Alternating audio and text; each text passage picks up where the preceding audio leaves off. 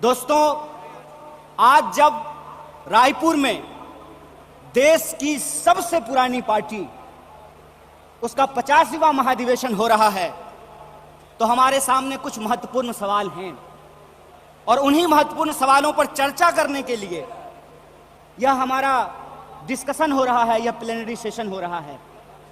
और यहां मैं आपके बीच मौजूद हूं हमारे देश के इकोनॉमिक, आर्थिक और राजनीतिक रेजोल्यूशन क्या होना चाहिए उसके संबंध में कुछ बातें रखने के लिए। सबसे पहली बात तो हमको यह समझना चाहिए, देश की अर्थव्यवस्था देश के लोगों को नजरअंदाज करके नहीं चल सकती है।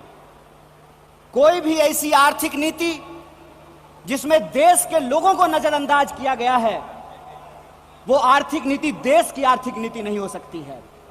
और आज हम जिस मोड़ पर खड़े हैं, हम देख रहे हैं कि नारा देश का लगाया जाता है, नाम देश का लिया जाता है और तिजोरियां दोस्त की भरी जाती है। ऐसी आर्थिक नीतियां आज इस देश के अंदर लाई जा रही है। मेरा एक सीधा सवाल है इस देश के हुक्मरानों से, कांग्रेस पार्टी का एक आम कार्यकर्ता होने के चलते, कि ऐसी कौन सी ऐसी नीति है कि देश गरीब हो रहा है। हमारा आर्थिक आंकड़ा हमको बताता है कि देश में सबसे ज्यादा बेरोजगारी है आज के वक्त में। कोई ऐसा सेक्टर नहीं है जहां बेरोजगारी सर चढ़ करके बोल नहीं रही है। आप तमाम सर्वे उठा करके देख लीजिए, लगातार अमीर और गरीब की खाई बढ़ती जा रही है। इस देश के संसाधनों पर मुट्ठी भर लोगों का कब्जा होता जा रहा है। वैसी परिस्थिति में जो देश की संकल्पना है, जिसको महात्मा गांधी ने देखा है, जिसको मौलाना अबुल कलाम आजाद ने देखा है, जिसको सुभाष चंद्र बोस ने देखा है, जिसको श्रीमती इंदिरा गांधी ने देखा, जिसको चौटिया राजीव गांधी ने देखा, जिसको इस देश की संविधान ने इस रूप में वर्णित किया है कि देश देश के लोगों से बनता है।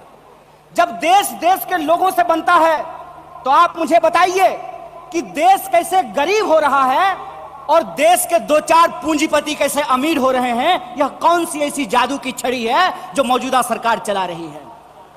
आप मुझे बताइए कि आम लोगों की आमदनी घटती जा रही है और देश के एक दो पूंजीपति दुनिया के अमीरों की सूची में जाकर के शुमार हो जाते हैं। मैं यहां यह बात स्पष्ट कर देना चाहता हूं, हमारी पार्टी अमीरों के खिलाफ नहीं है, हमारी पार्टी पूंजीपतियों के खिलाफ नहीं है, हमारी पार्टी उद्योग धंधों के खिलाफ नहीं है, हमारी पार्टी उद्योगपतियों के खिलाफ नहीं है। लेकिन हम ऐसा देश नहीं चाहते हैं जहां आम लोगों के पास रोटी नहीं हो और प्रधानमंत्री के पास चलने के लिए 8,500 करोड़ का विमान हो।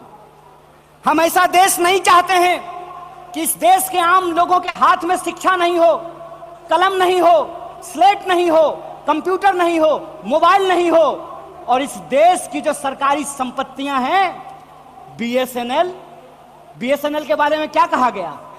बीएसएनएल के बारे में कहा गया, बीएसएनएल का मतलब होता है भाई साहब नहीं लगेगा।